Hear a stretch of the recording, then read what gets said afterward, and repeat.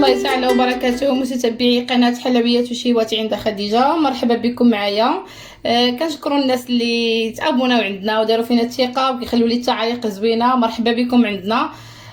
كنشكركم بزاف وكنقول للناس اللي يلاه شافوا اول مره كيشوفوا القناه يتابوناو، راه شهوات مجربه وعن استحقاق وناجحين 100%. ما كنحطهم حتى كيكونوا مجربين عندي 100%، كنكون متاكده منهم 100% مليون في المية.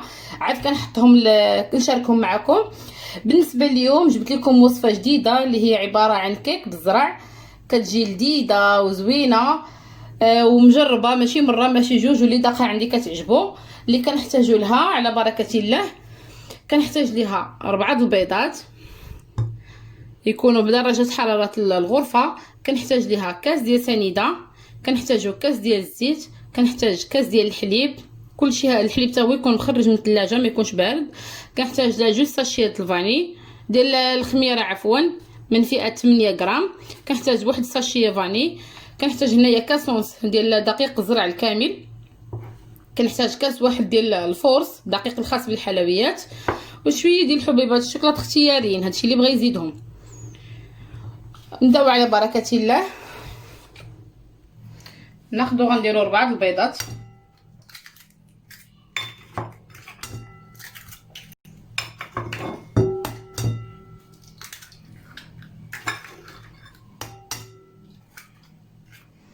غنضيف لهم قريصه د الملح اللي ضروري منها جميع انواع الحلويات، وغادي نطربهم شويه. عاد غادي نضيف السكر سنيده بهذا الشكل ديالنا. توصلوا لهاد الدرجه هذه حتى كيتحلوا شويه وكيبداو يديروا لنا الكشكوشه. عاد كنضيفوا كاس ديال السنيده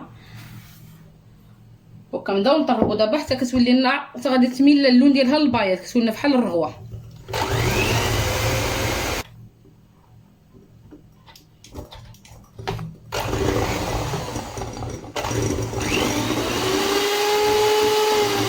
دابا في هاد الاثناء غادي نضيفوا كاس ديال الزيت، غادي نطربوا،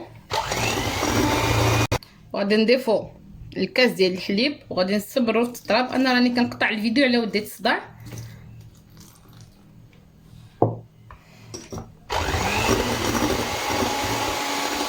بعد ما كنطربوا الكيك ديالنا دابا غندوزو نديرو الدقيق، غندخلوه غير بالطراب اليدوي، ما يحتاجش نطربوه بالضو بهذا الشكل مزيان. دابا صافي ما بقى لنا غير نضيفوا واحد المعلقه ديال الخل كبيره وندخلوها في الخليط ديالنا. هذه ضروري البنات حتى لاخر لحظه، ما خصناش نديروها في الاول باش كيبقى لنا مفعول ديال الخل مع ديك الخميره، هي اللي كيخلي الكيكه ديالنا كتجي خفيفه ومهويه.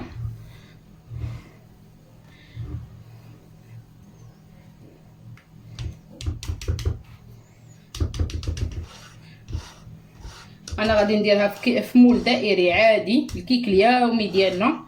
يعني انا اختاريت ندخل فيه دقيق الكامل باش يجينا زوين، يكون حتى صحي. دابا غناخذ هاد حبيبات الشكلاط غادي نضيفهم،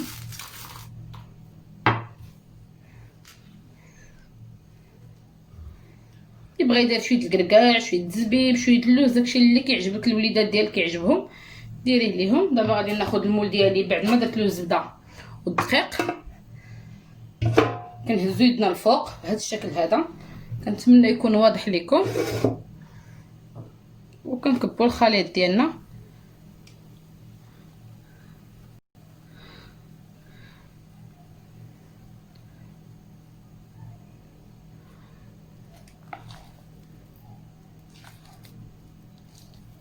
راه كيكون الخليط خفيف ما كيكونش ثقيل بزاف، بس كيف ما كتعرفوا دقيق الزرع راه كيشرب، هادي راه مازال غادي تشرب. بالنسبه للفران انا عاد غادي نشعلو، كنديروا الكيك ديالنا في الفران هو بارد، ما كنديروش في الفران سخون، سوا ديال الغاز سوا ديال الضو، فحال فحال.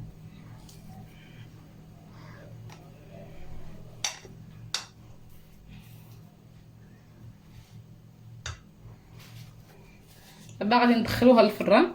انا غندير لها شويه اللوز ايفيلي من الفوق، عاد غادي ندخلها للفران.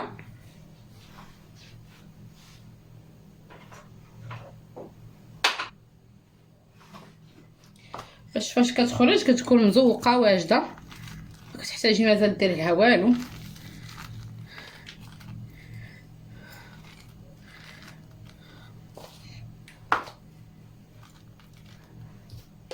تقريبا عندي هنايا واحد 3 دراهم ولا 2 دراهم ونص ديال اللوز ايفيلي. دابا غادي ندخلها الفران وملي طيب ان شاء الله الكيك ديالنا غادي نتلاقاو. هذا هو شكل الكيك ديالنا بعد ما خرجناه الفران. راه كتجي خفيفه مهويه، راه كتجي غزاله وراقيه، وبدقيق القمح الكامل، راه كتجي صحيه للوليدات. هذا هو الشكل ديالها. نتمنى الصوره تكون واضحه لكم.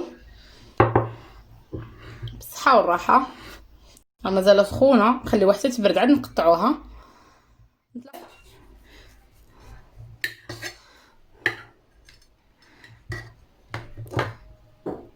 هذا هو الشكل ديالها من الداخل، راه كتجي غزاله.